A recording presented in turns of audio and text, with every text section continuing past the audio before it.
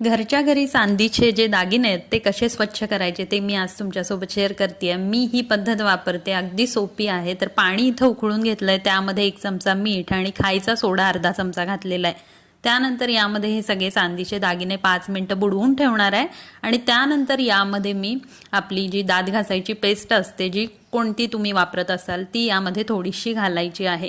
कोणी कोणी यामध्ये फॉईल पेपर, विनेगर किंवा मग बेकिंग पावडर देखील वापरतात, पण ही जी पद्धत आहे ती अगदी जुनी माझ्या आजीची पद्धत आहे. तर या ठिकाणी मी भजीमध्ये घालतात तो सोडा वापरलाय. भजी करताना आपण जो खायचा सोडा वापरतो तो अर्धा चमचा, मीठ 1 चमचा आणि ही पेस्ट ही अगदी थोडीशी वापरायची आहे. आणि हे सगळं आपण एका मऊ दाताच्या ब्रशनी हे सगळं मिक्स करून घ्यायचं आहे आणि याच्यावरती जी डिझाईन आहे ती थोडीशी या ब्रशनी स्वच्छ करून घ्यायची आहे. घासला नाही तरीही चालतं हे दागिने तुम्ही, कारण पाण्यात ठेवल्यानंतरच हे खूप स्वच्छ होतात.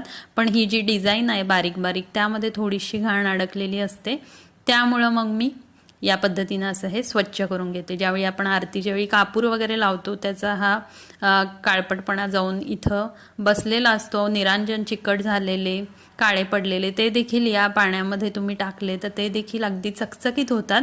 तर अशा पद्धतीनं हे सगळे चांदीचे दागिने मी थोड्या हलक्या हातानं असे घासून घेतलेले आहेत आणि इथं चकचकीत असे आपले हे चांदीचे दागिने वापरण्यासाठी तयार झालेले आहेत.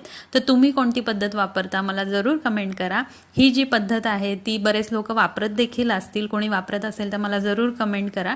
आणि या ठिकाणी माझे गणपतीचे सगळे हे दागिने चकचकीत असे वापरण्यासाठी आता तयार झालेले आहेत. व्हिडिओ आवडला असेल तर जरूर लाईक